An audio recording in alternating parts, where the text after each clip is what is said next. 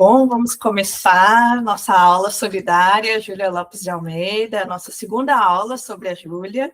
Nós tivemos um aulão introdutório, falando da vida dela, da importância dela, da repercussão da obra dela, e agora a ideia é que a gente vá se aprofundando na obra literária dela, e hoje é uma aula voltada para esse gênero, né, da crônica literária, essa Júlia cronista, essa Júlia testemunha das transformações urbanas do Rio de Janeiro, né, essa Júlia flaneuse, né, do Rio de Janeiro, né. A gente ficou sabendo há pouco tempo que o João do Rio vai ser o homenageado da Flip, a festa literária de Paraty, e em especial a crônica do João do Rio, né? Mas eu poderia dizer também que existe uma Júlia do Rio, né? Uma Júlia Lopes de Almeida do Rio, que também foi uma cronista do Rio de Janeiro, né? Mas não só. Então, começo agradecendo a todas e todos que abraçaram esse projeto, que vem abraçando esse projeto, né? Que é um projeto solidário para a gente arrecadar verba para as vítimas da enchente no Rio Grande do Sul, e a ideia é que esse projeto tenha alguma continuidade, né? Pois eu tenho que parar, às vezes, porque eu preciso aceitar as pessoas, né? A ideia é que o projeto tenha uma continuidade, porque, como a gente sabe, né, a cada nova chuva, né, aquela desgraça, né, essa catástrofe que está acontecendo no Rio Grande do Sul, então vai demorar muito tempo para o Rio Grande do Sul se reerguer, né, e precisa aí da nossa ajuda. Ao mesmo tempo, que anda ao lado, então, dessa questão do projeto solidário, tem essa troca maravilhosa que acontece a cada encontro, ou quem não pode vir pessoalmente depois acaba assistindo e conversando comigo, né? Que é a gente falar dessas escritoras, no caso eu selecionei só essas duas, Narcisa Amália e Júlia Lopes de Almeida, porque as duas estão nas listas dos vestibulares, e o foco era também um público vestibulando, né? Mas acabou assim que o nosso público ele é universitário, né? Já é um público de graduandos e pós-graduandos e interessados nessas escritoras, né? E que maravilha, que bom que está sendo assim, né? E tem, no caso de Júlia Lopes de Almeida, a gente sabe, já falamos no aulão, né, que as pesquisadoras de Júlia Lopes de Almeida são as cajus, né? Falei para a Milena, né, as cajus, que é essa confraria das admiradoras de Júlia Lopes de Almeida, que é o modo como o Neto denominou carinhosamente, né, todas as pesquisadoras de Júlia e pesquisadores, mas a maioria são pesquisadoras, né? Então, sempre gosto de fazer essa homenagem ao Cláudio Lopes de Almeida, por tudo que ele representa para a gente, para quem pesquisa Júlia, todas as portas que ele nos abre, né? Então, estamos aqui entre cajus, né? E hoje a gente tem uma participação especial da Milena, a professora Milena Martins, que é uma caju também, uma estudiosa aí da crônica oitocentista, né? Faz parte de um projeto, e que felizmente a gente se conheceu também por meio da Júlia, né? E acho que tem sido assim, né? As pesquisadoras de Júlia, uma vai procurando a outra e a gente vai se conhecendo, né? A Milena, a gente se trocou e-mails, né, Milena? E a Milena esteve na exposição da Júlia Lopes de Almeida, aquela exposição que eu mostrei para vocês no aulão, né, no Museu Histórico da cidade. E hoje a Milena, então, vai compartilhar, vai começar, né, a gente combinou, falando desse projeto que ela faz parte, junto com vários outros professores e alunos, mestrandos, orientandos, né, no qual ela se dedica também a estudar a crônica da Júlia e de outras escritoras também.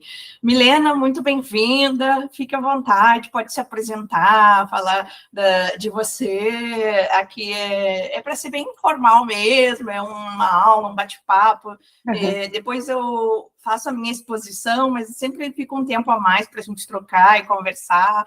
Então, bem-vinda, que bom que você pôde vir, fico bem feliz com a sua presença aqui. Obrigada. Eu que te agradeço pelo convite, quase que não deu certo, mas deu depois, que bom. Eu vi, a gente trocou e-mail esses dias, né, porque eu estava em busca de uma foto da Júlia que eu vi na exposição, de que a Ana foi curadora. E tem muitos materiais nessa exposição que são deliciosos, são às vezes horripilantes. Por exemplo, uma declaração que eu acho que está no passaporte dela, dizendo que ela tem autorização do marido para viajar sozinha. coisas desse tipo, então. Mas foi muito bom ter visto essa exposição no final de 2022, fiquei bem feliz, parece que tem assim mais materiais do que se imagina por aí, né? Espero depois voltar e me aprofundar nisso. Mas então eu estou aqui terminando um pós-doc, pesquisando a obra da Júlia. Essa minha pesquisa faz parte de uma pesquisa grande, eu sou professora da Federal do Paraná, sou professora de literatura brasileira, e a universidade nos dá, de tempos em tempos, o direito de nos afastarmos das atividades docentes para fazer pesquisa. Então, eu estou nesse 1 ano, desde agosto do ano passado até julho desse ano, numa licença para fazer pesquisa sobre a crônica da Júlia Lopes de Almeida. Esse é um projeto do qual eu venho participando já faz algum tempo. É um projeto da professora, coordenado pela professora Tânia De Luca, da Unesp, e pela professora Ana Cláudia Suriani, da University College of London. E a parte que eu tenho desenvolvido aqui em Harvard, como parte do meu pós-doc, é uma análise das crônicas desde 1906 até 1912. A Júlia publicou no jornal O País, jornal do Rio de Janeiro, desde 1884 até 1912. Então, é um período longo, dentro do qual houve muitos intervalos. Ela ficou 7 anos e meio sem publicar, por exemplo. Mas nesse intervalo de 84 até 1912, houve um período de 6 a 12 em que ela foi colaboradora regular, semanal. Toda semana ela publicava uma crônica. Então, são aproximadamente 50 crônicas por ano, nesses 6 anos e meio, de 1906 a 1912. E o que eu notei, tendo lido todas as crônicas, desde 84 até 1912, o que eu notei é que a Júlia foi se tornando cada vez mais uma escritora cidadã. Então, se no começo ela falava para as mulheres e muito sobre a vida doméstica, a partir de 1906, ela fala para um público indistinto, de homens e mulheres, e ela trata muito mais de assuntos políticos e mais abertamente do que ela fazia antes, no final do século XIX, comecinho do XX. A impressão que eu tenho, eu não posso comprovar isso porque não há documentos, mas a impressão que eu tenho é que a partir de 1906 ela bateu o martelo com o jornal e ela disse: eu publico semanalmente, mas eu quero liberdade. E nessa busca por liberdade, essa busca por liberdade deriva da ausência de liberdade anterior. Essa ausência de liberdade a gente pode documentar. Então, tem vários momentos em que ela quer tratar de certos assuntos, mas ela só faz isso metaforicamente. Então, a partir de 1906, dá para a gente perceber como ela se desfaz de metáforas e vai tratar abertamente de uma variedade de problemas sociais, seja falta de escolas, seja falta de saneamento básico, a questão do voto feminino. Então, tem várias questões sociais do cotidiano ou da grande estrutura da sociedade de que ela vai tratar mais abertamente a partir de 1906. A gente está reunindo, são 5 pesquisadores, a gente está reunindo as crônicas de 4 cronistas mulheres do começo do século, são a Júlia, a Carmen Dolores, Carmen Dolores é o pseudônimo da Emília Moncorvo, o sobrenome dela é gigante. Carmen Dolores é o pseudônimo com o qual ela assina. A Júlia Carmen Dolores, a Délia, que é a Maria Benedita Bormann, e a Maria Amália. Maria Amália é uma portuguesa, foi o primeiro livro publicado. Então, nós temos essas 4 escritoras, cujas crônicas e contos nós recolhemos no jornal O País e estamos publicando, essas publicações sairão em livros eletrônicos. O primeiro livro já saiu, que é o da Maria Amália. O segundo livro, que é o da Délia, está já em processo de publicação. Eu acho que já passou por todas as etapas que diziam respeito aos pesquisadores, agora já está na editora. E da Júlia, só da Júlia, a quantidade de crônicas é tão grande que nós teremos 4 livros. Um desses livros é da Júlia sob pseudônimo, porque ela escreveu sob pseudônimo Escila Worms, eram crônicas sobre moda. O nome da coluna é A Moda. Outro conjunto vai ser de crônicas publicadas, todas sob o mesmo título, 2 dedos de prosa. E os outros 2 volumes são publicação periódica, que é essa que eu estou chamando de 1906 a 1912, e publicação eventual, de 1884 até 1905. São poucas crônicas nesse período, são 50 e poucas. Veja só, entre 1884 e 1905, 51 crônicas. De 1906 a 1912, quase 300 crônicas. Então, o número é assustadoramente maior. E é isso que eu estou analisando agora, escrevendo alguns estudos, e vai sair, então, em livro eletrônico em breve. Espero que até o comecinho de 2025, sem dúvida. Tá bom? Então, eu agradeço muito o convite da Ana. É um prazer muito grande para mim te conhecer. Agradeço também a presença de algumas das minhas orientandas aqui, a Cláudia, a Gabriele e a Natália, são as que eu estou vendo agora. Pode ser que haja outras ainda. Muito feliz de ver vocês. E fico aqui para a gente poder conversar. Muito feliz de ser uma caju. Obrigada, Ana. Eu que te agradeço, Milena, que delícia te ouvir, que projeto maravilhoso, né? E como é bom ter as orientandas, né? Muito legal. Eu fiquei aqui me perguntando como é que a gente tem acesso a esses livros, né? Você falou que o primeiro já saiu, e aí quem se interessar, como é que encontra esse material? Esse material está sendo publicado em e-book pela editora da Faculdade de Educação da Unicamp.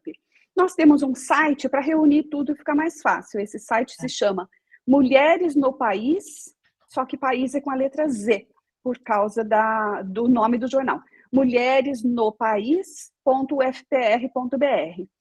Nesse site, vocês encontram informações sobre o projeto, quem são os 5 participantes do projeto, e também os livros, conforme eles forem publicados, eles estarão disponibilizados lá. Por enquanto, tem o da Maria Amália, portuguesa. Depois haverá os das outras escritoras. Muito bom. Então, eu coloquei o link no chat, quem tiver interesse, né? Eu já olhei o site, né? Já vi várias coisas que tem lá, e esse grupo de professores trabalhando junto, né? Então, essa parceria, assim, ela é muito importante, né? Porque a gente realmente não faz nada sozinha, né? E quando o Cláudio reuniu as cajus, assim, a gente ainda não tem um grupo oficial, né? Essa ideia até surgiu num encontro anterior, né? Mas a gente se conhece, né? E uma vai ajudando a outra, preenchendo a lacuna, né? Preenchendo 1000 lacunas. Existem muitas lacunas quando a gente estuda essas escritoras, né? Apagadas, né? Então, essa troca, assim, ela, além de ser muito bonita, né? Essa sororidade, solidariedade, né? Ela é importantíssima para quando a gente estuda, assim, essas escritoras que a gente tem poucos dados, né? Tem pouca documentação, são vidas e obras que não foram, né? Eternizadas pelas histórias literárias, pelos registros literários, né? Então, as famílias aí têm um papel importante, né? Elas vão preenchendo, ajudando a gente a preencher lacunas, né? Acho que eu falei no último encontro, né? Eu estudei Albertina Berta no mestrado em 2008, 2009. Não tinha uma fotografia da Albertina Berta, não tinha nada dela, né? Quando eu encontrei a família aqui no Rio, e acho que essas escritoras me trouxeram assim para o Rio, né? Aí a bisneta, nossa, me encheu de coisas, né? De fotografias, de coisas. E aí você fica, caramba, né? É preciso realmente ir atrás das famílias, né? Elas ainda têm alguma coisa, né? Sobre essas escritoras, né? Bem bacana. Muito bem.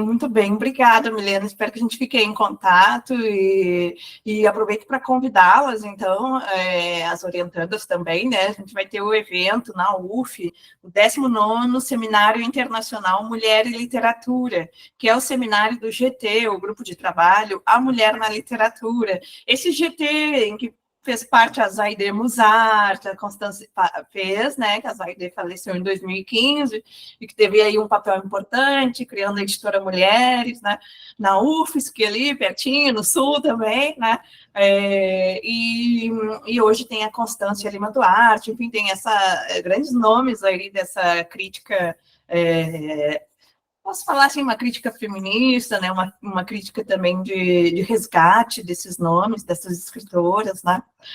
Então, é esse evento do GT A Mulher na Literatura, que esse ano vai ser na nossa belíssima UF, em Niterói. Eu sou professora da UF, a Universidade Federal Fluminense, fica em Niterói, mas é bem pertinho do Rio também, né? Mas o ideal é já se hospedar em Niterói para ficar pertinho. Né? Então, do dia 14 ao 17. As inscrições vão até dia 20. Provavelmente a gente vai prorrogar, a comissão ainda vai se organizar, né? Então, tem 11 simpósios temáticos em que vocês podem escolher e propor uma comunicação. E tem também a possibilidade de pôsteres para alunos de graduação que querem apresentar sua pesquisa, pode apresentar um pôster, vai ser muito bem-vindo. Né? Então, tá bem, obrigada. Peço desculpas para quem ficou esperando um tempinho para entrar, gente, porque o Google Meet pede autorização, porque esse aqui é o Google Meet hospedado na UF, né, para eu poder gravar.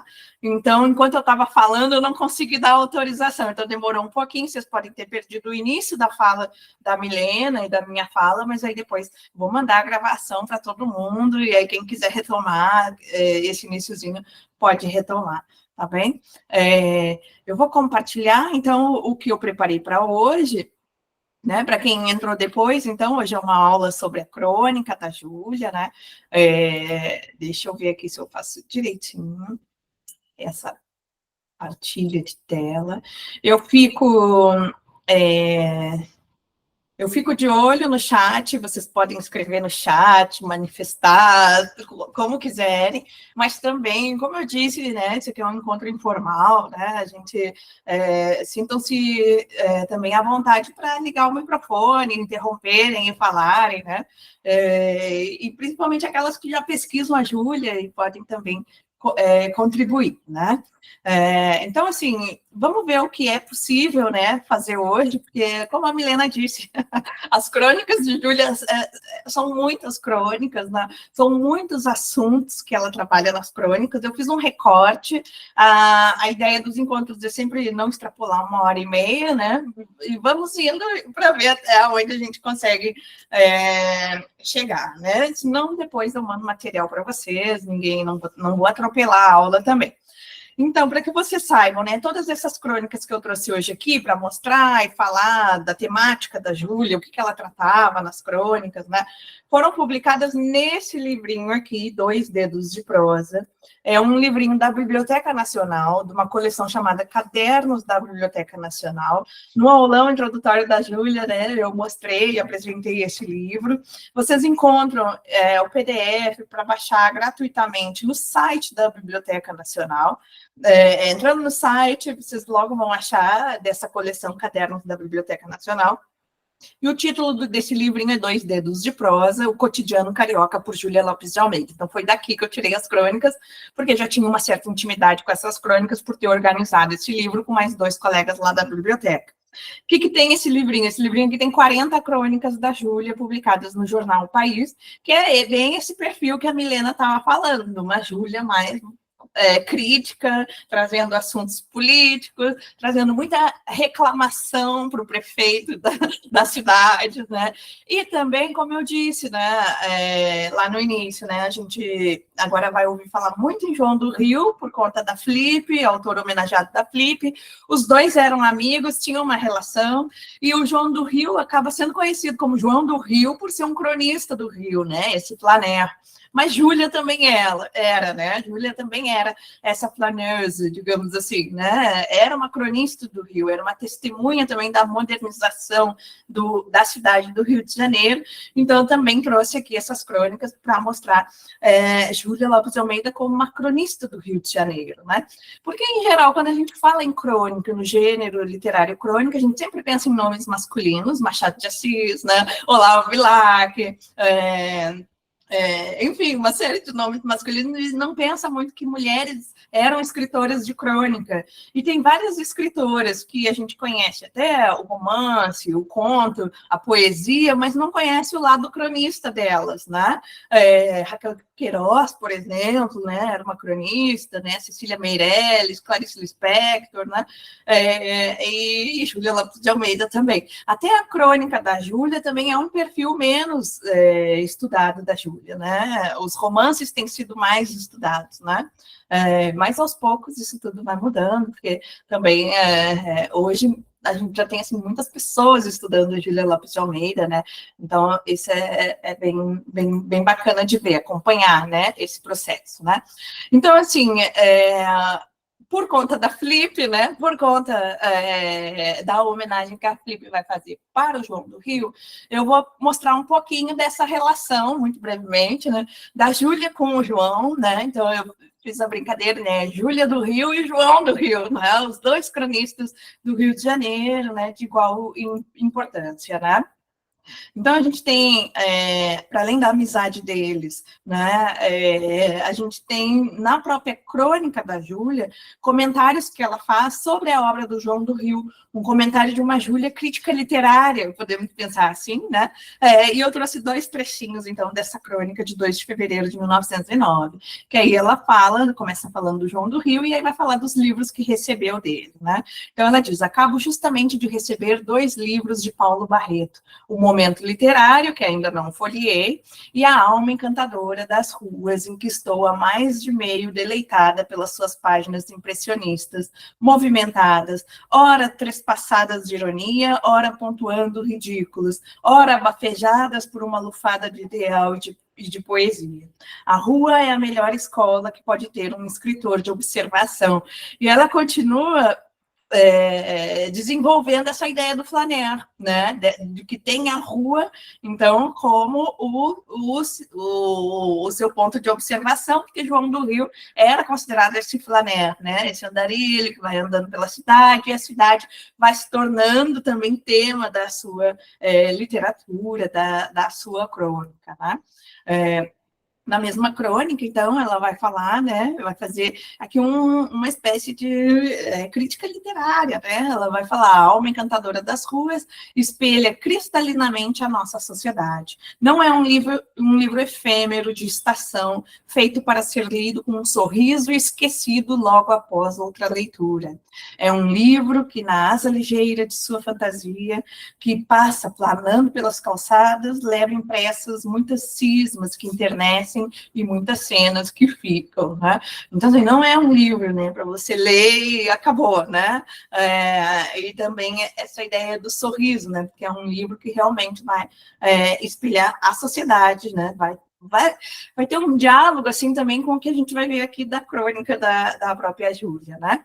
No slide anterior, ela menciona o momento literário, que ela ainda não tinha lido o momento literário, né? O momento literário é um livro que vocês encontram, já está em domínio público, PDF disponível, né, na internet, que é um livro de entrevistas do João do Rio, né? Ele entrevista o Olavo Bilac, que entrevista uma série de escritores, mas quando ele vai entrevistar a Júlia, na verdade, ele entrevista o casal, né? Filinto e Júlia, e denomina essa entrevista como Um Lar de Artistas, e que ficou muito famosa, e um dos painéis até da exposição que nós fizemos lá no Museu Histórico do Rio de Janeiro, da cidade do Rio de Janeiro, um dos painéis era Um Lar de Artistas, né? Para falar da família da Júlia, porque nessa entrevista o João do Rio vai perceber que Filinto é um artista, é um poeta, é um dramaturgo, um jornalista, é uma pessoa muito importante, um político na época. Júlia também, mega talentosa, né, escreve, é querida, né,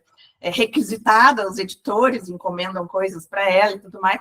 E aí ele vai vendo assim que os 4 filhos que estão lá também, né? Um já faz poemas, a outra, a Margarida, depois ela é declamadora, mas ela vai trabalhar, vai ser escultora também, ela faz o busto da Júlia, né? E aí ele chega à conclusão que, na verdade, ele é um lar de artistas, porque já são todos muito talentosos, né? Desse monumento literário, é um registro assim, importante que a gente tem, né? Porque estão os dois ali, a Júlia e o Filinto, né? E é uma entrevista que é muito usada assim, pelas pessoas, né? Por vários motivos. Um motivo que ainda não está nesse slide, né? É porque Júlia faz um breve relato, é o início da entrevista, de como ela começou a escrever, né? Como é que ela começou a carreira literária dela. Na verdade, ela ainda era muito jovem, e a irmã mais nova, que é a Alice, pega ela no flagra, escrevendo, ela escrevia escondida, né? Então, essa é uma cena, assim, que vocês vão ver, assim, nos textos, né? Todo mundo menciona essa cena, né? Porque ela é importante, né? Porque primeiro ela está escrevendo escondida, ela não quer que ninguém saiba que ela fazia versos, era poesia. A irmã denuncia ela para o pai, e aí o pai não demonstra nenhuma reação e ela fica, meu Deus, e agora? Ai, ai, ai, né? Fica toda. E isso ela contando para o João do Rio. Depois ela vai dizer que o pai dela. Eles estão saindo de um espetáculo e tal, e o pai dela, então, faz aquela doce mentira, né? Que seria ele dizer que tinham encomendado para ele uma crônica daquele espetáculo, mas que ele não tinha tempo para fazer e queria que ela fizesse. E assim ela entrou, né? Começou a carreira de escritora dela e não parou mais, porque ela realmente publicou essa primeira crônica, né? Ainda em Campinas, né, sobre esse espetáculo, essa atriz, né, a pedido do pai, e depois ela descobre que era uma doce mentira do pai, que ele tinha feito todo aquele mise-en-scène, né, para que ela começasse a escrever, né? Então a gente vê assim que, claro, é uma escritora privilegiada, né? Faz parte de uma elite intelectual e que tem um incentivo da família, né? Tem o pai ali, né? Levando ela para publicar. É muito gostosa de ler essa entrevista com o João do Rio, porque a gente tem assim a Júlia, né, ali falando, né, e ela dizendo que não conseguiu dormir a noite inteira, que ficava escrevendo aquele texto e achava que o texto nunca estava bom o suficiente, né? Então ela ali aquela estreia, né, aquele frio na barriga da estreia. Então tem essa cena assim nessa entrevista, né, que vocês vão encontrar o momento literário, mas tem várias outras, assim, que acabam também sendo reproduzidas, né? Por exemplo, quando ela fala do romance A Casa Verde. Ela é um romance escrito a 4 mãos, ela e Filinto escrevem A Casa Verde, eles assinam com o pseudônimo A. Julinto, e ela vai dizer nessa entrevista que é o romance favorito dela, porque é escrito com um Filinto, né? Então, assim, dizendo que eles relembram ali um bocado de coisas boas e tudo mais, né? Mas o que eu trouxe aqui para vocês? Eu trouxe só uma pequena descrição mesmo do ambiente, da casa, né? Porque o João do Rio, então, ele transcreve as entrevistas, né? O que eles falam, com travessão e tudo mais, e ele vai descrevendo também como é que ele chegou lá em Santa Teresa, né? Já que estamos falando de uma cronista do Rio que fala muito de Santa Teresa, que é o bairro ali que ela morou, bem nessa época, né? O casarão está lá até hoje. O casarão está lá até hoje, está à venda há anos, vazio, né? Uma pena, assim, assim, um sonho seria ter ali uma casa de cultura, Júlia Lopes de Almeida, né? Que é uma mansão, assim, uma casa enorme, né? O neto da Júlia, o Cláudio Lopes de Almeida, mora na mesma rua, do outro lado, né? Num outro casarão, né?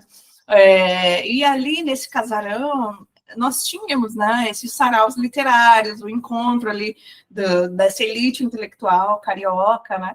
Então, assim, fazer ali uma casa, né, Casa de Cultura Júlia Lopes de Almeida, teria tudo a ver, assim, né? Ainda mais que o bairro de Santa Teresa, para quem conhece o Rio, né, é tido assim como o bairro dos artistas, né? Não sei se vocês já vieram aqui, já conheceram Santa Teresa, né?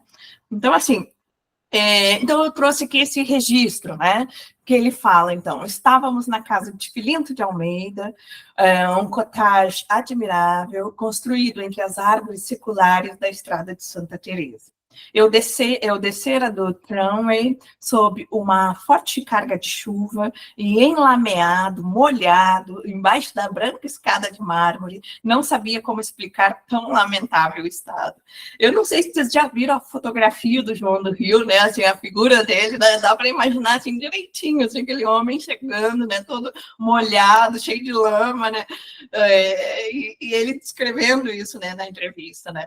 Aí ele diz: Filinto, porém, com aí eu ditei ele errar, né? Um ar levemente imperioso.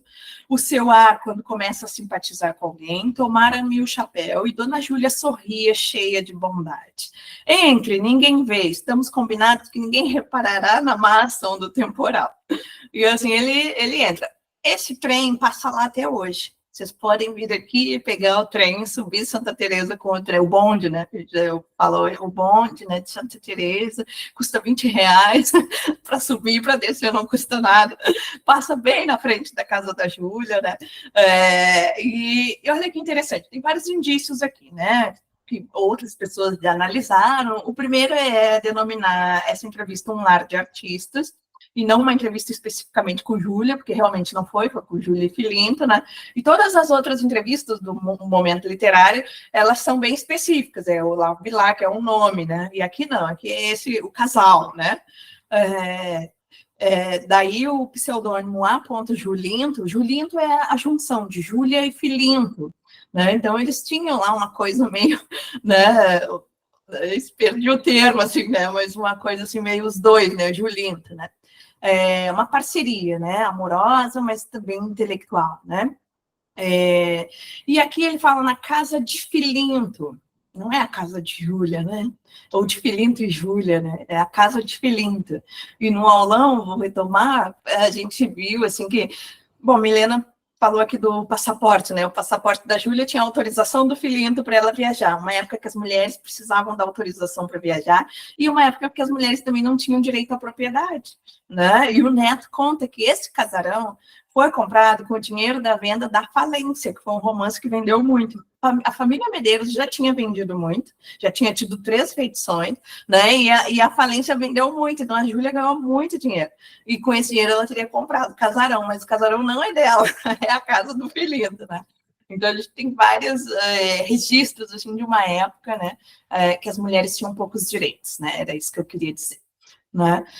Continuando aqui no lar de artistas, né, ele falando ainda dessa casa, que foi o recorte que eu fiz, né? Ela fala, a casa de Filinto fica a 10 minutos da cidade, e é como se estivesse perdida num afastado bairro. E aí é isso, quem já foi a Santa Teresa? É um bairro assim que é muito bonito, muito atraente, né? Mas é assim de difícil acesso, né? Todo mundo que mora lá assim reclama disso, assim, né? Não é um bairro muito fácil, assim, precisa talvez um carro, né? E aí ele coloca aqui bem isso, assim, fica a 10 minutos da cidade, né? Mas parece assim que está afastado, perdido, né? Aí fala, não há vizinhos, não há trânsito pela estrada, a não ser o bonde de quarto em quarto de hora. Uma grande paz parece descer das árvores, todas as janelas estão abertas. Então ele traz esse cenário aí, que é o casarão do casal Julinto, e como é esse bairro, né? Como é Santa Teresa. Dessa entrevista, mas eu não coloquei aqui, até porque já está um pouco batido, né?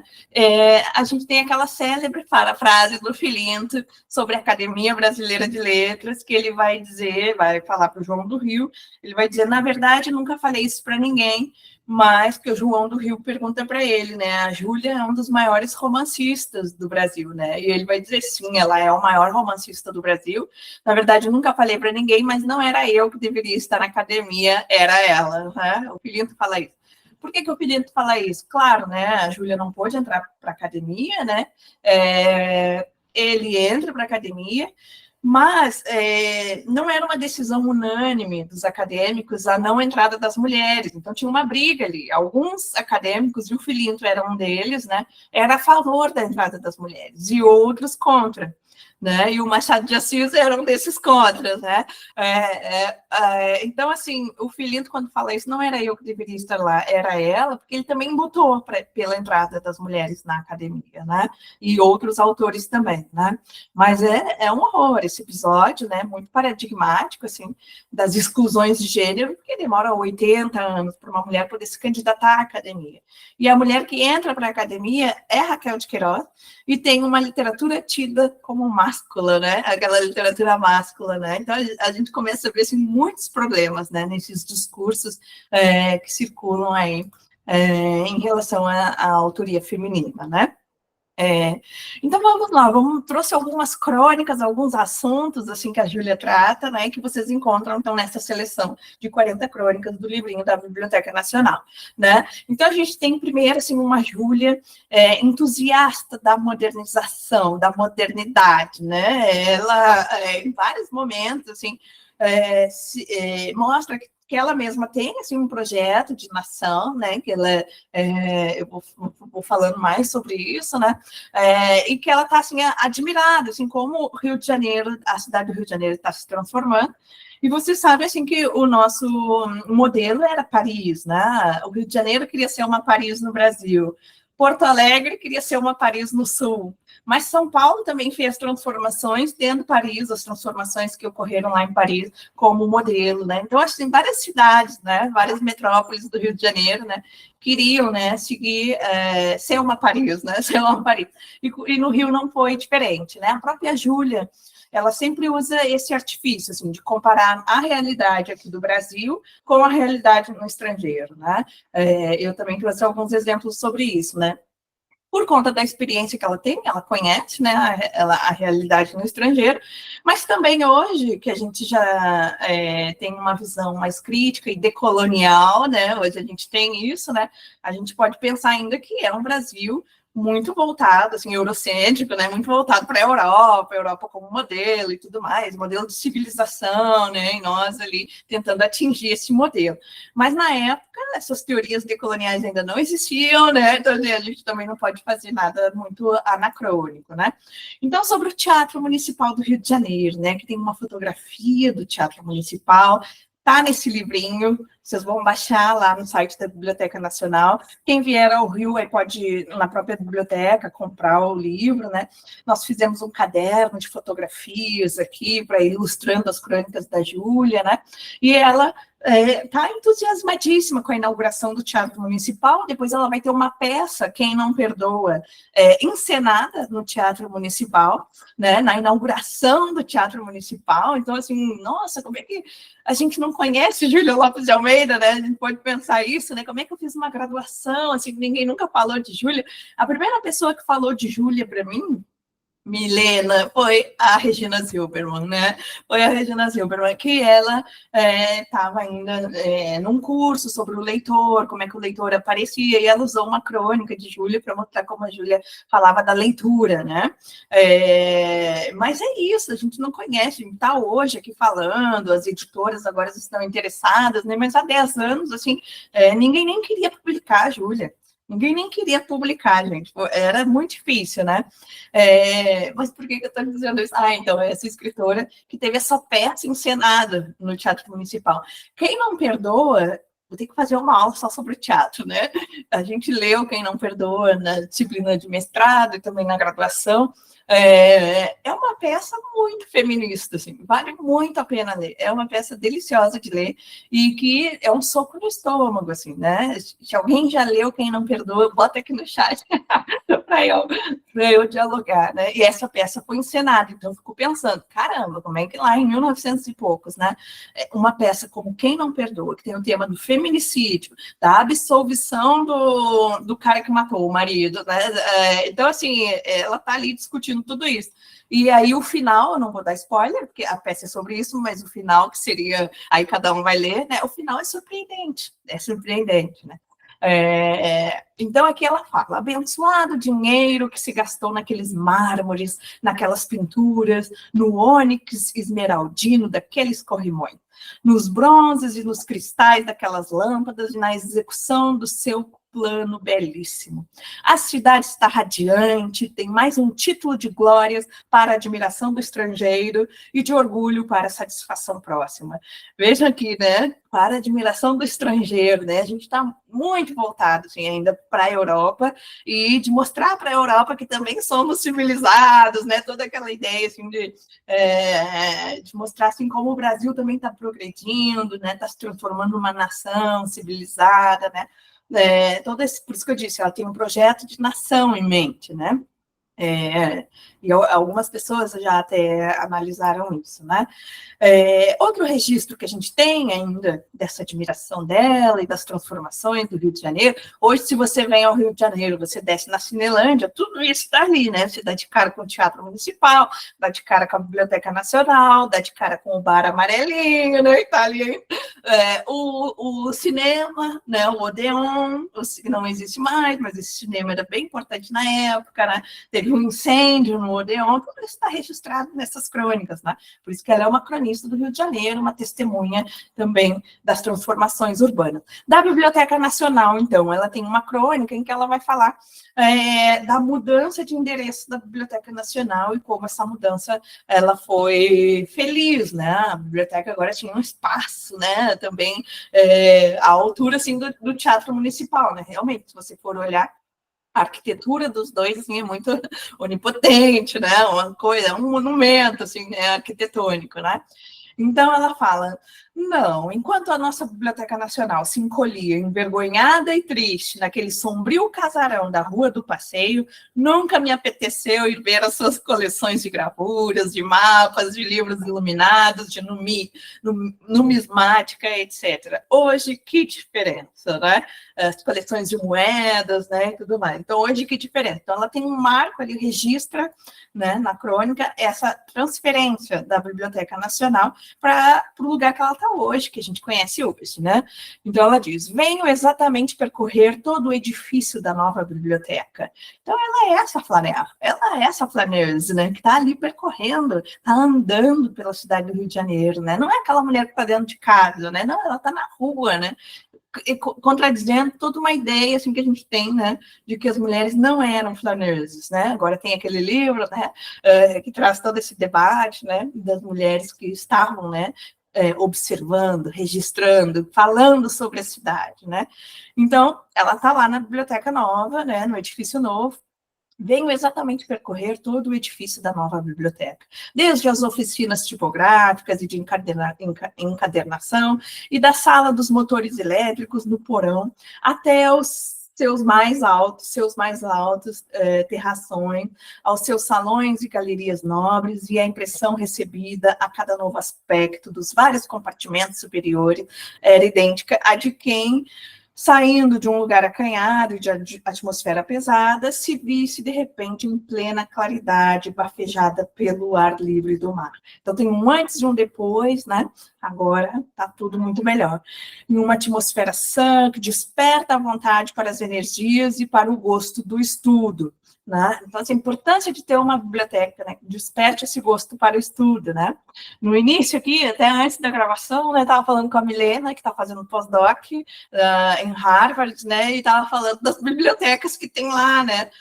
Bibliotecas que você pode entrar, elas são abertas para você entrar, fazer suas pesquisas, você entra com a sua mochila, não tem toda aquela burocracia que hoje tem na Biblioteca Nacional, né? Eu acho que hoje, infelizmente, a Biblioteca Nacional não é mais esse espaço, né? Você quer fazer uma pesquisa lá, você pode entrar só com um lápis, né? Um desconforto, né? Mas, assim, como uma biblioteca, ela pode despertar o nosso gosto pelo estudo, né? Dá prazer de estar ali, né? Pesquisando, escrevendo, estudando, né? Você entra ali, né, naquela sintonia, né? E ela está mostrando como essa nova biblioteca traz esse prazer para ela, né? Porque a anterior, não, né? Ela não tinha vontade nenhuma de ir lá, né? E agora, na nova, é uma biblioteca que desperta a vontade para as energias e para o gosto do estudo, né? E aí ela começa a descrever também o lado B, e isso que eu gosto na Júlia, né, na literatura dela, mas também na crônica, né, que ela sempre tem também uma visão crítica ali, né, e eu não sei, assim, o quanto vocês conhecem de Júlia, né, e alguma parte da crítica de Júlia, assim, tende a falar muito assim dela como uma escritora elitista, né? Uma escritora que nem essa discussão agora que veio com o João do Rio, né? Não sei se vocês viram, João do Rio era racista, né? Tem toda essa discussão que eu acho um pouco anacrônica, assim, a gente cobra, né, desses autores lá do início do século, né? Uma posição que nós conseguimos ter hoje, né? Depois de muita teoria, depois de muita discussão, né? Mas então sempre tem uma crítica ali da Júlia, né? E às vezes tentando até diminuir assim, o mérito dela, né? Por ela ser uma escritora branca, de elite, né? De classe econômica alta, e por trazer às vezes algumas frases que a gente pode considerar racistas, ou por ela não ser aquela feminista radical. Isso tudo vocês podem encontrar sobre ela, e eu acho importante a gente falar sobre isso, porque a tendência é a gente querer colocar para debaixo do tapete, né? O lado B dos nossos escritores, né? De estimação. Mas eu vejo na Júlia também assim muita crítica, né? Ela é uma mulher, assim, uma intelectual consciente para além da sua bolha, né? E aqui, depois eu vou trazer umas críticas mais condizentes com o que eu estou querendo dizer, assim, mas aqui ela já traz uma crítica que é a questão da acessibilidade. Hoje a gente fala em acessibilidade, né? Ué, como assim, né? E ali ela já no final do século XIX, início do XX, né, já está trazendo essas questões, né? Então ela fala, o edifício, que é lindo, maravilhoso, um monumento, né? Mas tem os seus poréns, né?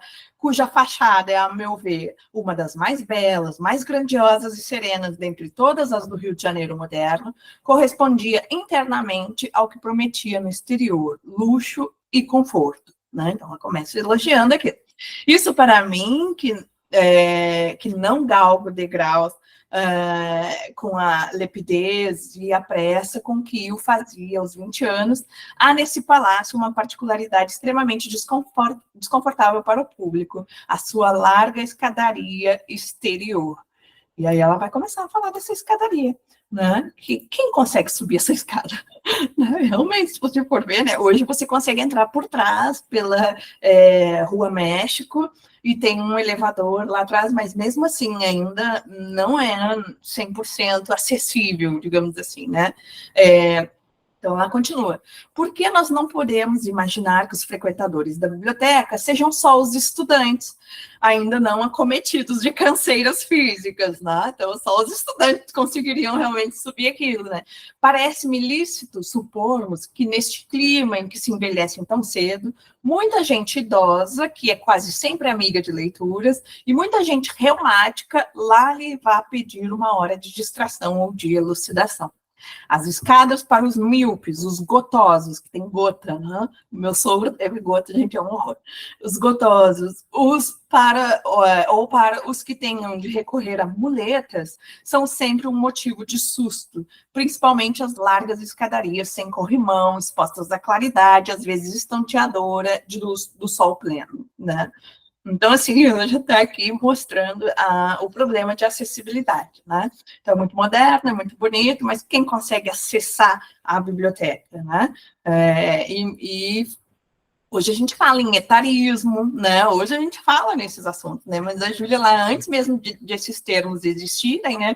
Ela já está atenta, ela já tem ali uma sensibilidade para esses assuntos. Eu falei da peça, né? Quem não perdoa, que tem o feminicídio, e o feminicídio aparece na obra dela, assim, com uma recorrência, e o termo nem existia na época, né? Feminicídio, né? Isso é muito recente, né?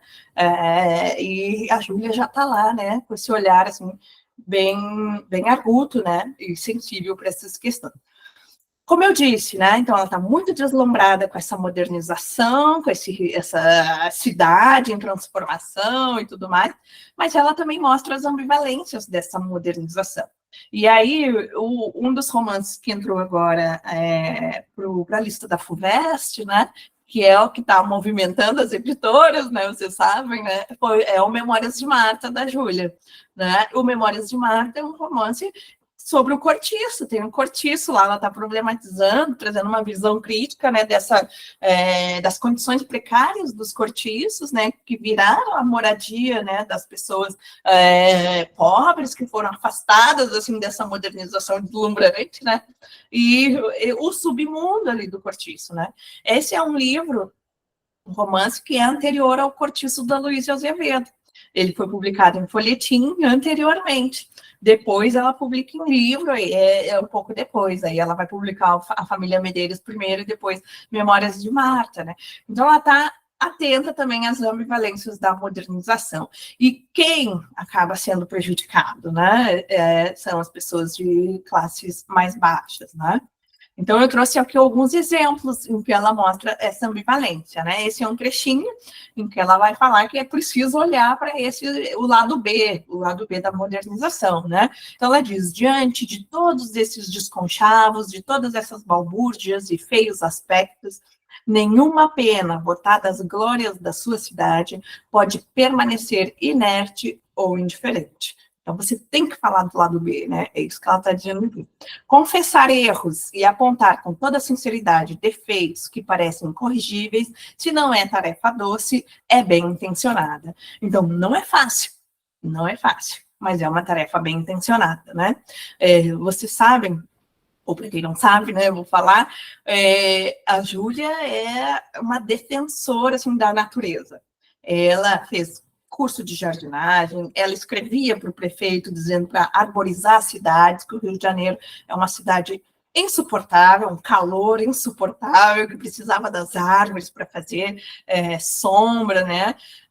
Então, ela sempre foi muito ligada à natureza. Aquela descrição que o João do Rio faz da casa dela, né? Ele diz o frescor das árvores, né, e tal, porque ela se dedicou a isso, né?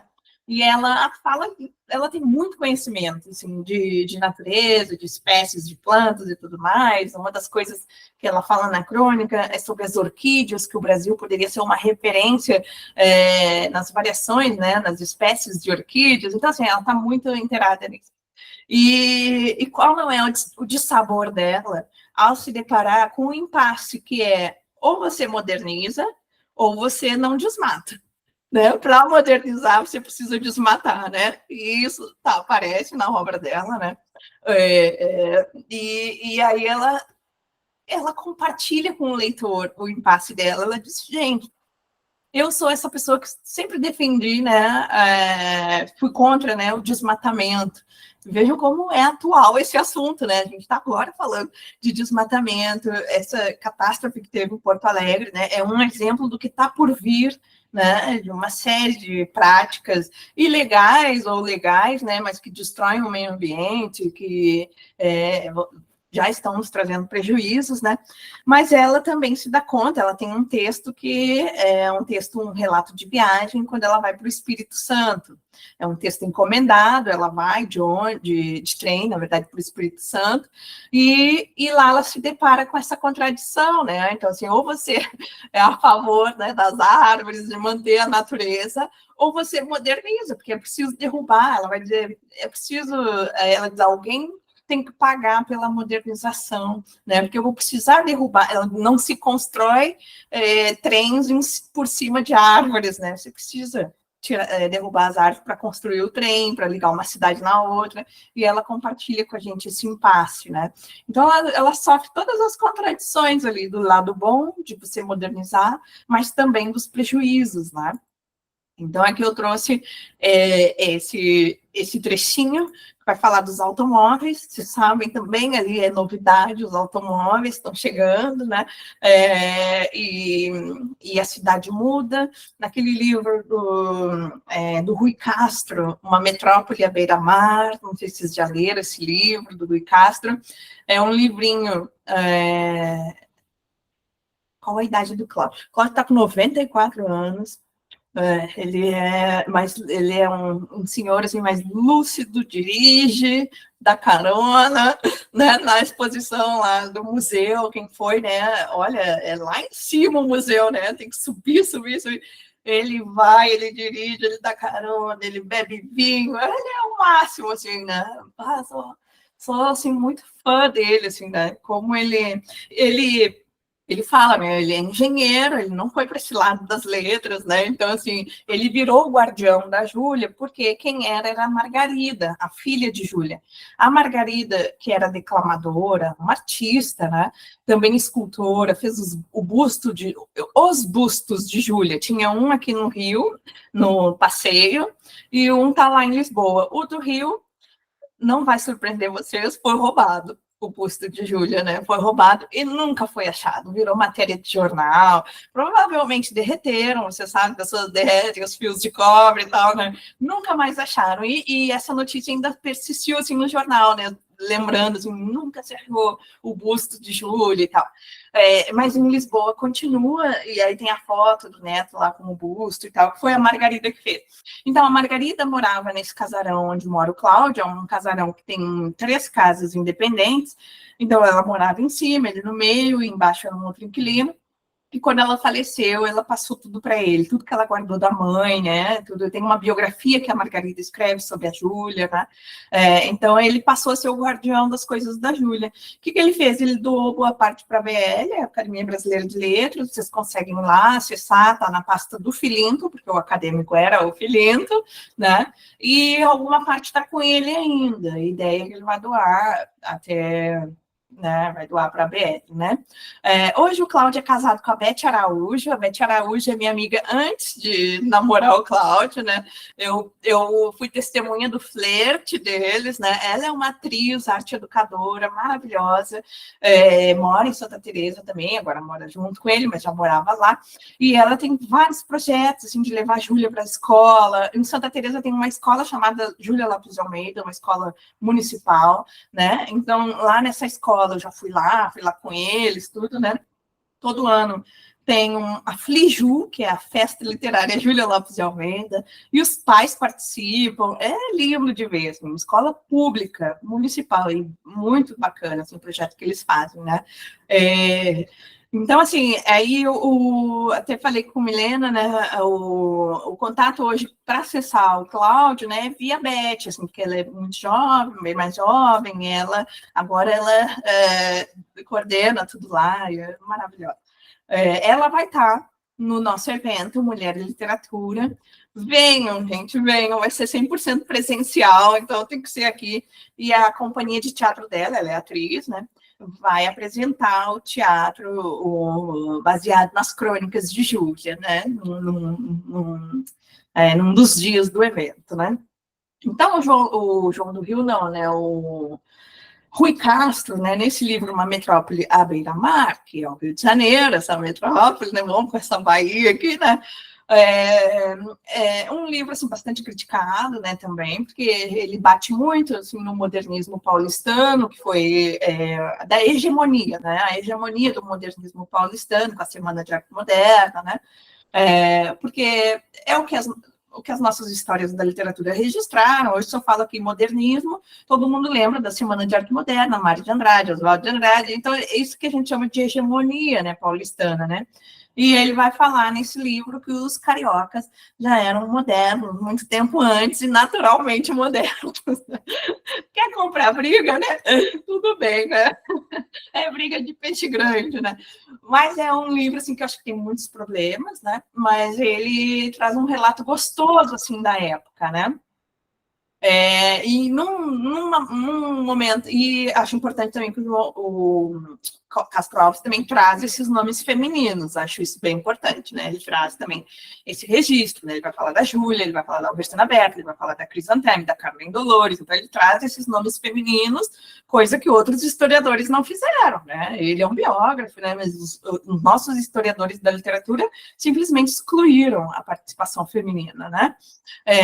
Então tem os seus méritos esse livro, e aí num dos capítulos ele vai falar dessas transformações e qual foi a mudança quando o carro chega, o automóvel chega, que a cidade fica fedendo a gasolina, ele vai dizer, né?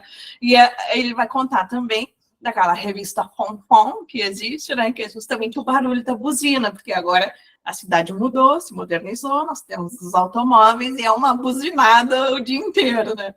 E aí aqui eu trouxe um trechinho da Júlia também crítica, né? Ela fala: não sei por que motivo a inspetoria de veículos não toma medidas rigorosas para obstar a que os automóveis na cidade desprendam tão repetidamente o vapor da gasolina de tão fétido cheiro. Exatamente o que o Rui Castro vai descrever, né? Dessa mudança, que a cidade muda de cheiro e de barulho, né? Fica aquela buzina. Não bastarão para nosso tormento as nuvens de pó que os automóveis revolucionam e espalham nas suas correias assassinas, né? Então, já é muita coisa, né? Eu pulei ali um fragmento, que é um fragmento justamente ela comparando com a Europa, né? Acho que com a Inglaterra, se eu não me engano, que lá ela vai fazer essa comparação para mostrar que é possível evitar isso, né? Esse desprendimento aí do vapor da gasolina e tal, que tem um modo de você evitar isso, porque lá eles conseguem evitar. E quem não evita lá, leva a multa. Ela está dizendo que aqui a gente ainda continua com essa prática, né? Eu me lembrei muito assim, das motos, né? Tem motos que fazem um barulho, e eu sempre achei que eles tiravam de propósito aquilo, né? Para fazer aquele barulho. Não sei se vocês já perceberam isso, tal, né? Que é um barulho horrível, né? Acorda o bebê, né? Só que agora um amigo me falou que, na verdade, eles tiram, não é só para, como a gente diria lá no Rio Grande do Sul, fazer balaca, né? Fazer balaca é, enfim, para querer se achar, né? É isso, né, Douglas, bem comum. Que, na verdade, eles tiram como medida de proteção, para os carros ouvirem e eles não serem atropelados, né? Não sei, mas é plausível, né, pensar isso, assim, né? Aí vem aquele barulhão da moto insuportável, mas que seria, né, para se preservar, né? Aqui ela vai falar da Flanerie. Aqui nós temos a fotografia da Avenida Rio Branco, né? Também do acervo da Biblioteca Nacional. Mas ela vai falar também nessa visão crítica, né? Uma visão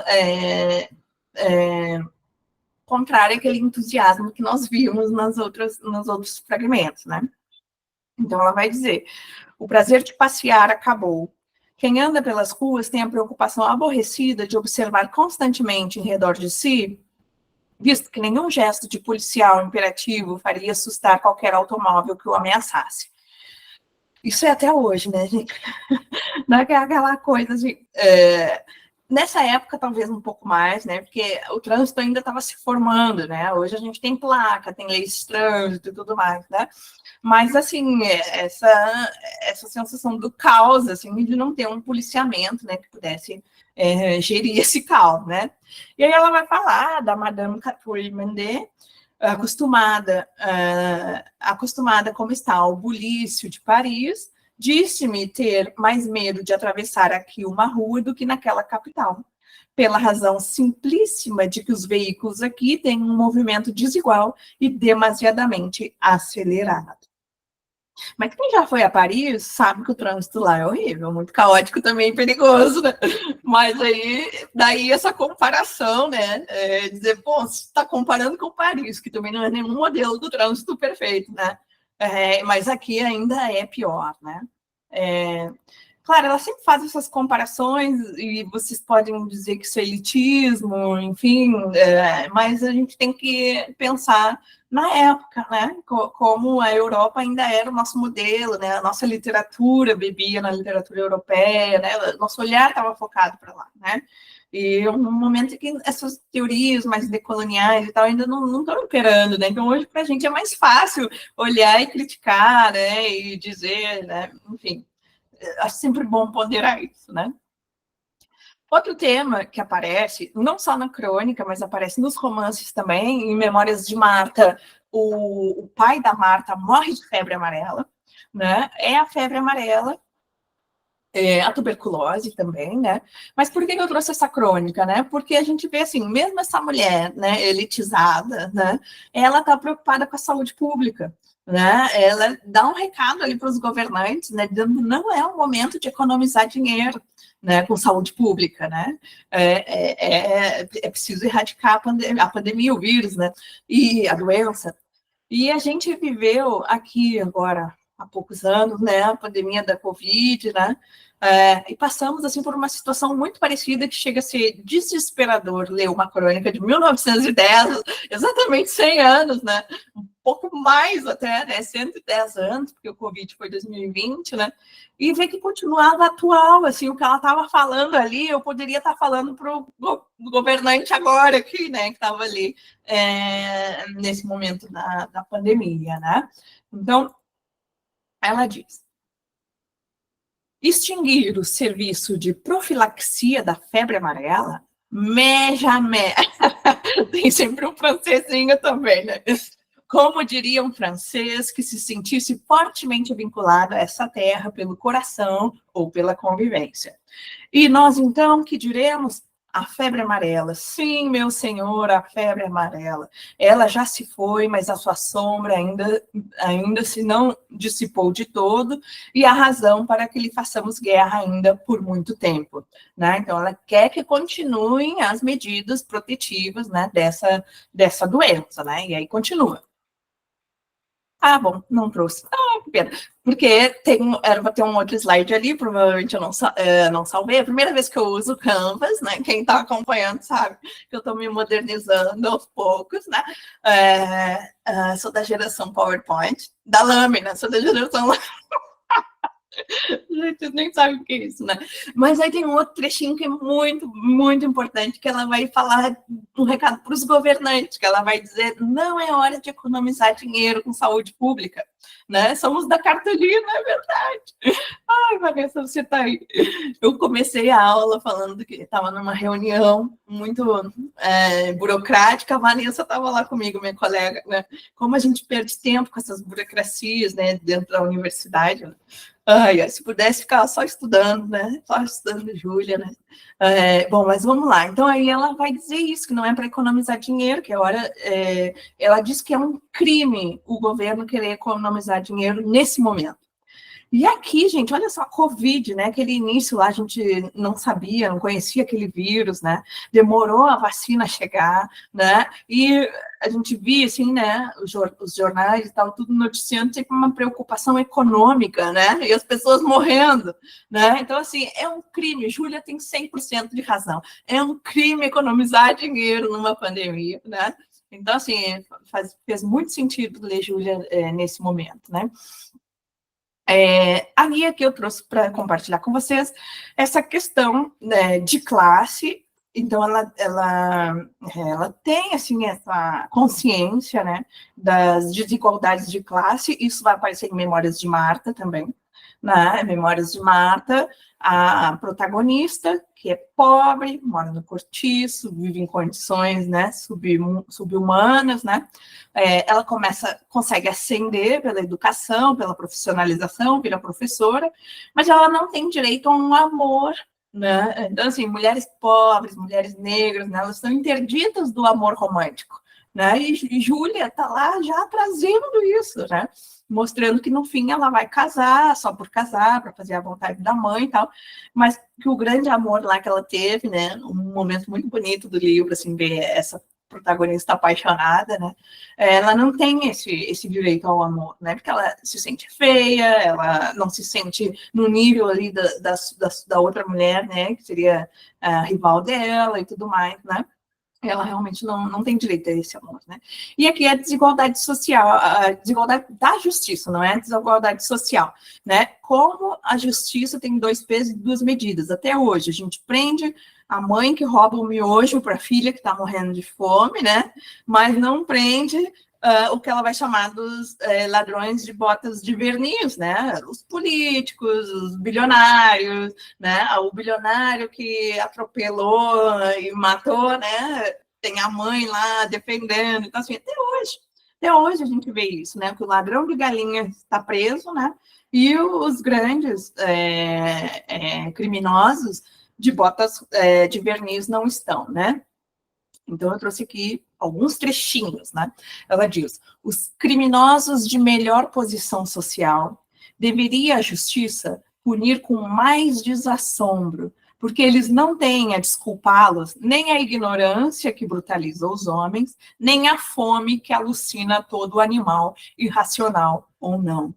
Então, se a gente for ver assim, um argumento dela, olha que argumento interessante, né? Realmente, né?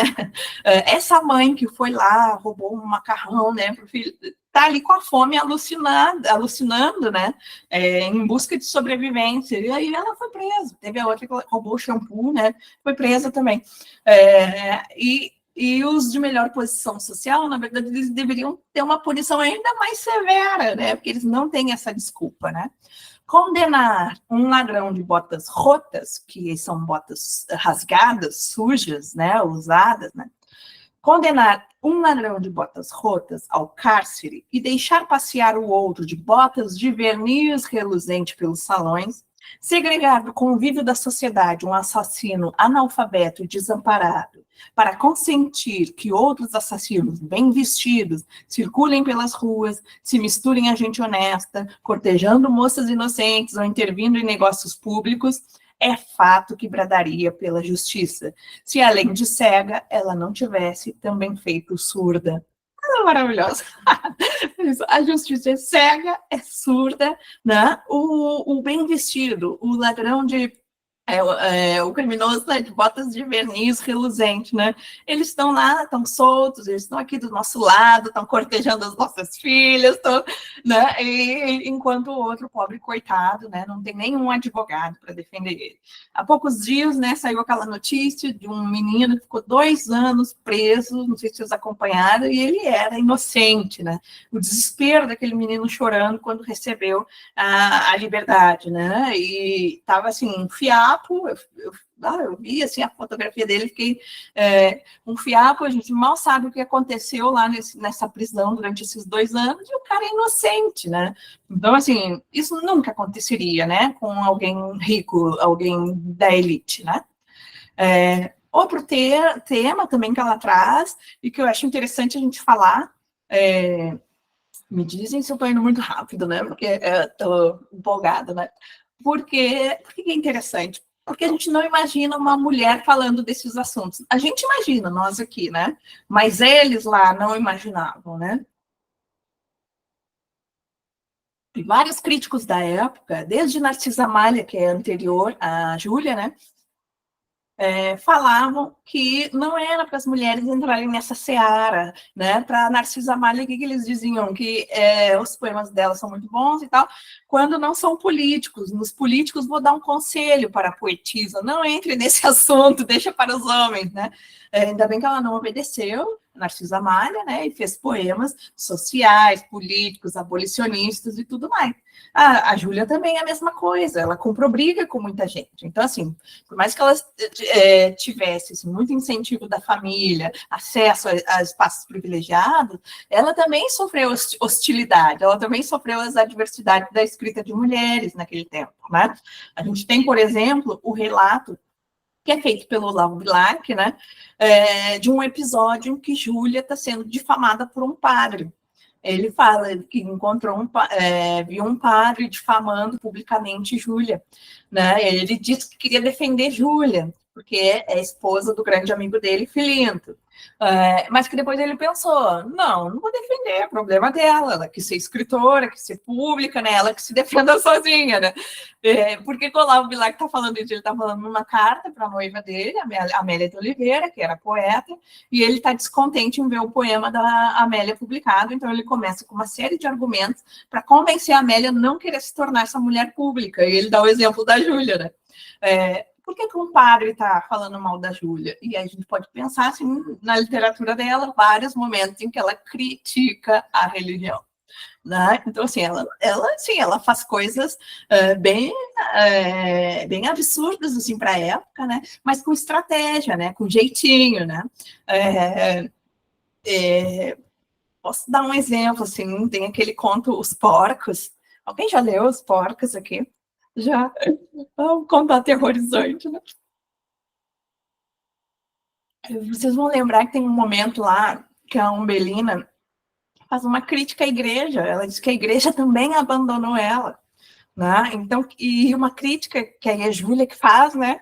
Que a igreja soube muito bem mantê-la submissa na missa, numa missa que ela não entendia nada, né? Uma missa, mas que garantia ali a submissão da Umbelina. Mas aí, quando ela precisou do acolhimento, né, da igreja que se diz tão acolhedora, entendedora, né, solidária e tudo mais, fechou as portas, né, para a Umbelina. Então, ela está ali criticando a igreja, a instituição.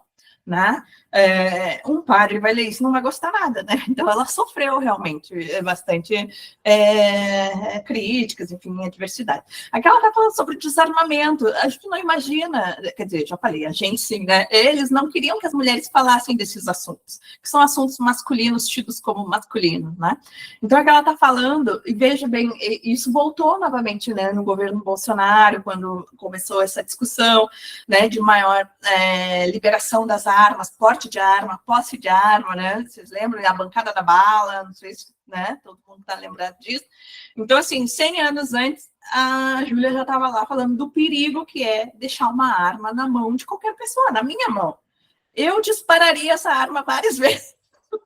Com certeza, né? Só mesmo que é isso, no momento de desvario, é isso que ela vai dizer aqui. Ela diz quantos e quantos crimes são cometidos sem premeditação. Então, você está com a arma, você não está premeditando, né? Vou matar alguém. Mas no momento de roubo, né? Isso acontece.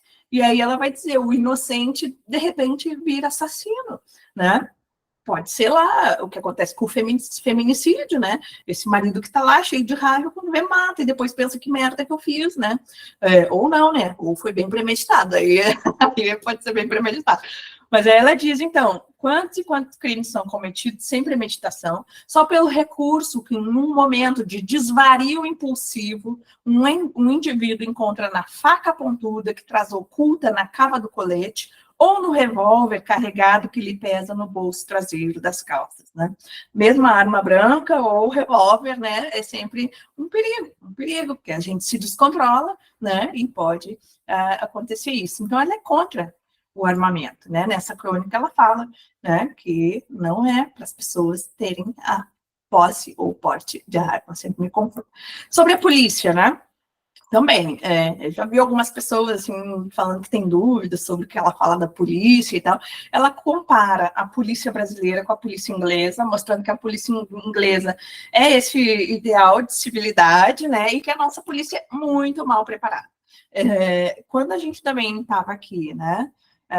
Agora não me lembro se era o governo Temer ou Bolsonaro, mas o Rio de Janeiro teve uma intervenção militar. Alguém lembra disso?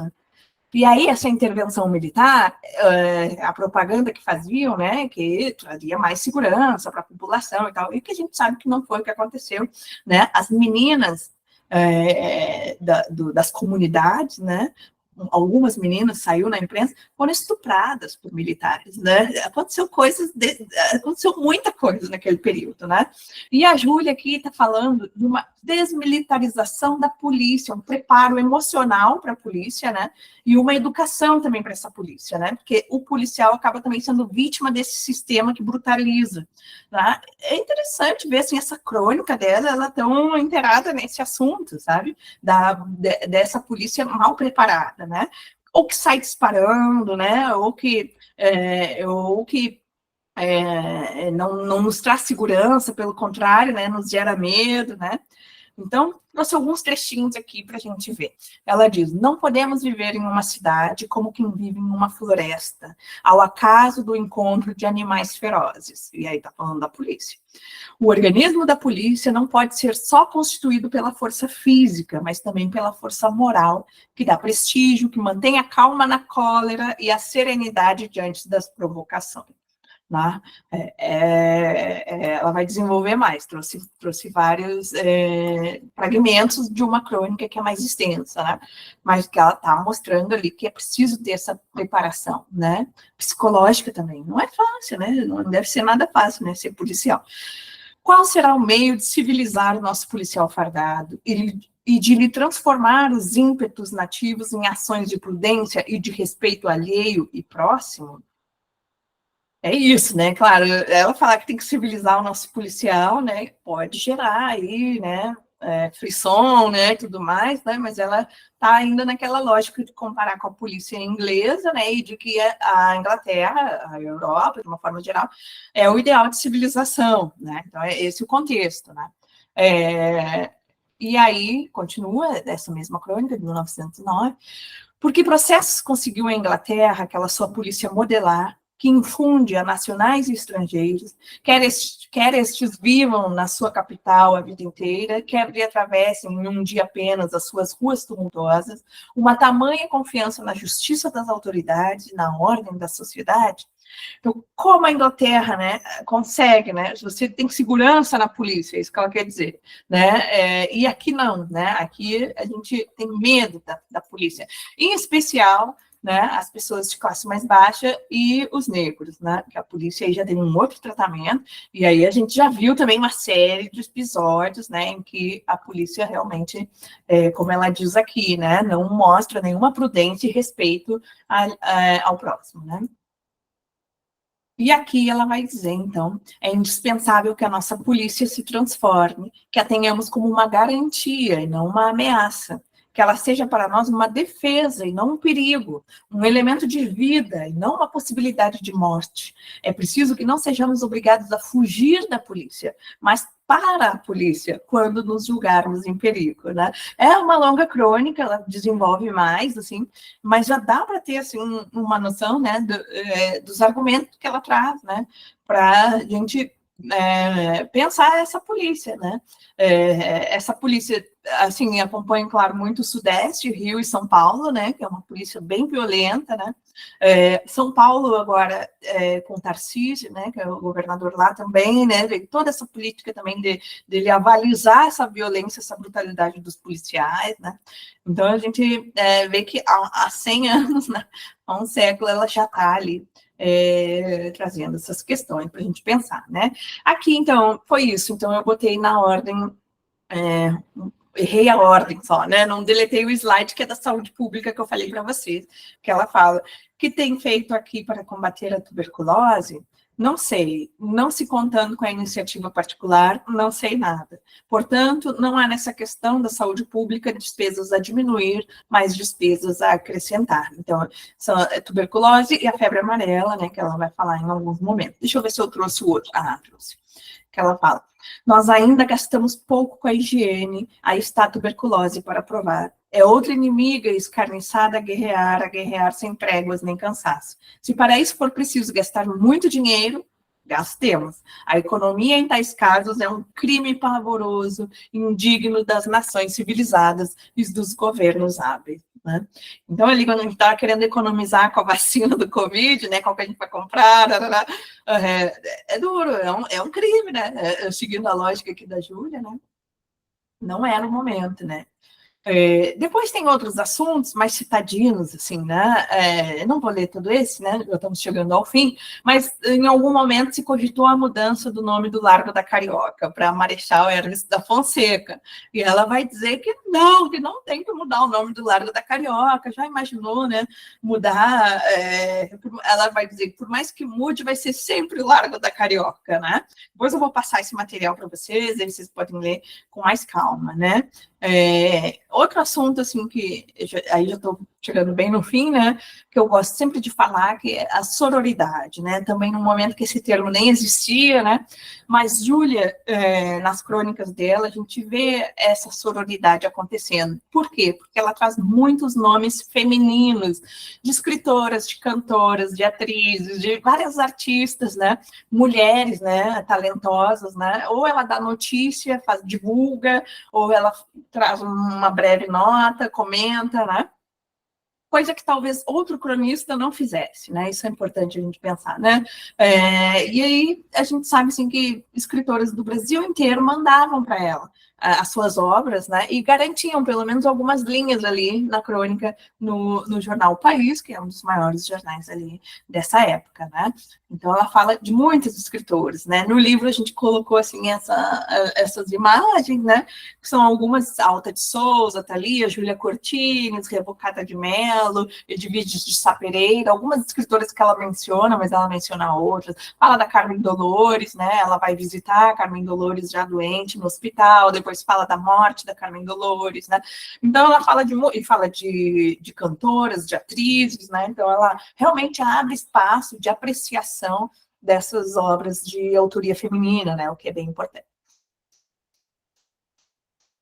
Eu também vejo, aqui já não diria uma sororidade, né, mas uma das bandeiras que a Júlia levanta, que é a educação para as mulheres, né, e aí tem uma crônica em que ela vai falar do fechamento da escola, uma escola de professoras, né, uma escola de moças, como ela fala, né, e ela vai contestando os argumentos que os políticos homens usaram para fechar essa escola, e aí essa é a última crônica que eu trago, né, porque esse é um tema caro para ela. Eu não trouxe, por exemplo, o tema da natureza, poderia trazer aqui ela falando para plantar as árvores, ela falando do mercado das flores, né? Poderia também fazer só um recorte dela com a natureza, né?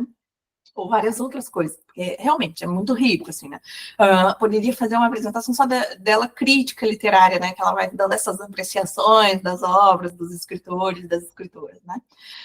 Então, aqui ela vai falar desse fechamento das escolas, né? Ela diz, não tenho acompanhado com muita atenção as razões porque se desejou acabar com o curso noturno da escola normal.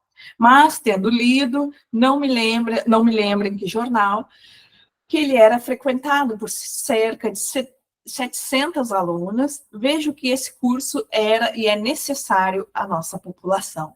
Moças que não podem sair durante o dia, ou por afazeres domésticos, ou por economias de vestuário, ou por falta de quem as acompanhe, bendirão as aulas noturnas que lhes permitirão estudar sem sacrificar a sua vaidade de mulheres ou a ordem de seu lar que esse abandono à noite não perturba, porque o que neles tiver de ser feito, já a essa hora está feito.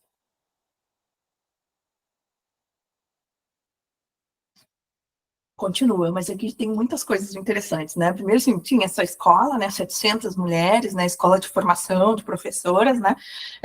E segundo, que ela tem uma estratégia em que ela vai falando também o que os homens querem ouvir, né? Mostrando também um perfil, assim, esse perfil mais feminino da mulher e tal. E aqui ela usa esse argumento. Se o problema de vocês é que esse era um problema, né? Se as mulheres vão para o mercado de trabalho, quem é que vai fazer a comida, né? Quem é que vai cuidar da minha roupa? Quem é que vai passar a minha camisa, né? Numa sociedade machista, né? Então, ela bota, assim, em panos quentes, né? Então, assim, a noite é o espaço para essa mulher estudar, né? Porque aí está garantida, ela já fez todo o serviço da casa, né? Tem quem a acompanhe também, essa questão da mulher andar acompanhada, né? Aquele livro sobre as flaneuses, né, fala sobre isso, que as mulheres também precisavam andar acompanhadas, né, nessa Belle Époque, né, e ela continua essa crônica, né, ela diz, a alegação de que as saídas à noite podem ser prejudiciais à saúde das moças não tem fundamento. E aí a gente tem notícia, então, do tipo de alegação, né, que aqueles políticos, homens, usavam para fechar uma escola destinada às mulheres, o único espaço ali que elas têm de direito acesso à educação, né? Então, assim, tão preocupados com a saúde delas, chega a ser ridículo, né? E a Júlia mostra como isso é ridículo, porque ela diz, o nosso clima é benigno. Imagina no Rio de Janeiro, tem frio no Rio de Janeiro, gente. Então aqui não tem inverno, aqui, né? Não tem, pode sair à noite, não precisa nem de casaquinho, né? Digamos assim, né? Então ela vai mostrando como é ridículo, né? Esses argumentos de uma sociedade patriarcal, né? Que quer cada vez mais inibir as mulheres e tirar os direitos das mulheres, né? Então, o nosso clima é benigno e a prova de que ninguém tem medo do sereno é que todas nós passeamos à noite, né? E ela continua, eu cortei, né, para agilizar.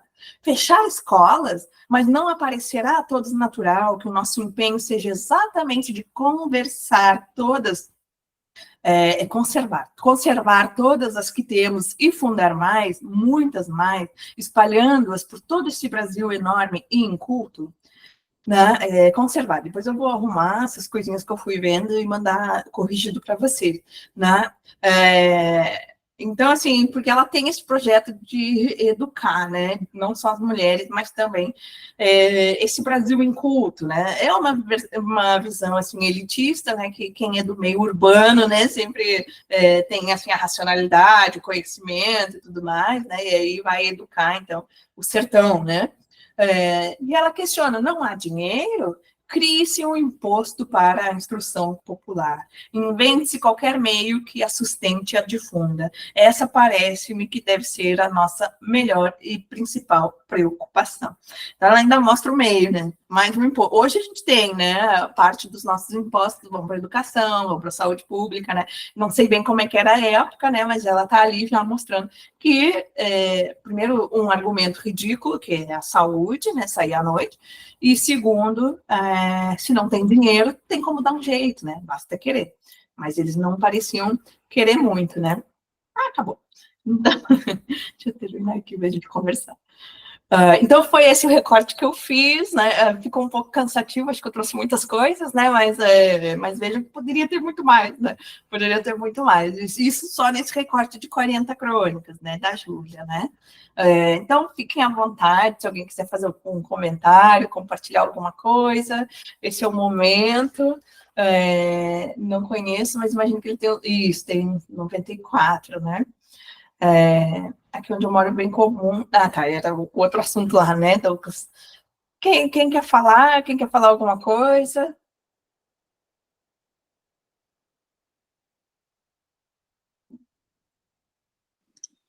Você estava falando sobre o João do Rio, eu me lembrei de uma crônica, quando ele foi eleito para a Academia Brasileira de Letras, eu acho que já era eleição, isso é por volta de 1908, 1910, a Júlia vai na posse dele, talvez porque o marido era membro da academia, ela era convidada, não sei exatamente.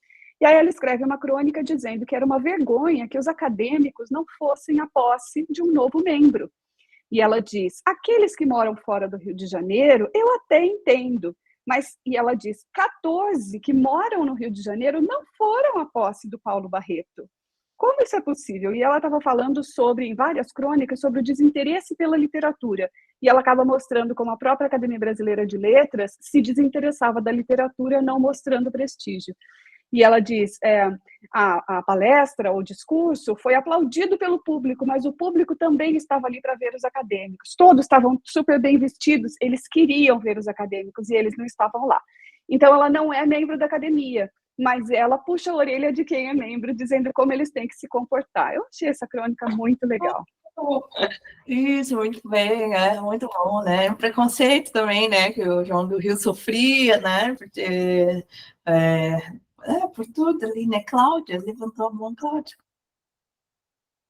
Isso, e eu dando uma olhada assim nos jornais, né, da década de 20 ainda, tem um aqui de Curitiba que é de 1925, e as pessoas ainda estavam discutindo a possibilidade de ela entrar na academia quando algum membro falecia, sabe? Então, era uma discussão constante. Então, mesmo quase 30 anos depois, né, da interdição dela na academia, sempre que aparecia oportunidade e o jornal deu a entender que já tinha acontecido em outra instância também eles cogitarem o ingresso dela. Então, dá para ver que as pessoas da época ainda assim estavam insistindo, estavam tentando, e houve tal resistência que só 80 anos depois, né, que a Raquel conseguiu ingressar. Muito bom. É o paradigma, assim, né, de que a literatura é um espaço interdito às mulheres, né, ou então que a gente tem que ter um nicho, né, tem que ter uma academia feminina, né, tem que ter uma história da literatura feminina, né, e não como universais, né, eles são universais, né, a gente tem que ter... É bem interessante, né? Estudar a imprensa, assim, é fascinante, né? Porque a gente descobre coisas, né? Fonte primária, né? A gente descobre coisas. Então, todas as suas orientandas, Milena, estudam imprensa. Estão nesse projeto. Não, nem todas, nem todas. Eu tenho atualmente 9 orientandos, eu acho. Tem uma que estuda uma tradutora brasileira, a Gabriele, que está aqui, estuda uma variedade de escritoras que foram publicadas pela editora Leite Ribeiro, então não é imprensa, mas como há poucas informações sobre o Leite Ribeiro, é na imprensa que ela vai buscar essas informações. Então, como é um período assim... cheio de vazios informacionais, a gente tem que buscar informações em alguns lugares, né? Mas tem gente que estuda só romance, tem de tudo, bastante gente, eles são bem criativos. Sim. Muito bom. A imprensa realmente alimenta, né, as nossas pesquisas por ser essa fonte primária, por ter sido preservada por outros interesses, né? A gente aproveita para pegar a participação feminina, né? Bom, a imprensa e a família, assim, quando a gente tem a possibilidade também de conhecer alguém da família, né? Para preencher. Mais alguém quer falar alguma coisa? Estamos nos despedindo, né? Quem sabe na próxima, né? Minha ideia é continuar o projeto, às vezes dar uma desanimada, confesso, porque mas vou tentar. Na próxima seria Narcisa Malha e depois mais uma aula de Júlia. Eu vou pensar no próximo recorte. Então, quem sabe o teatro, né? Que o teatro é pouco estudado, né? Ou o próprio Memórias de Marta, que vai cair, né? Na FUVEST, né? Tá bem, agradeço muito vocês, a participação. Valeu mesmo. E prazer em conhecer Milena. Que a gente Obrigada, muito obrigada pelo estabeleça convite, obrigada pela parcerias. presença de vocês. Tchau, tchau. Tchau, tchau, pessoal. Obrigada. Tchau, Ana. Obrigada, querida. Tchau, Parabéns. Ângela. Obrigada.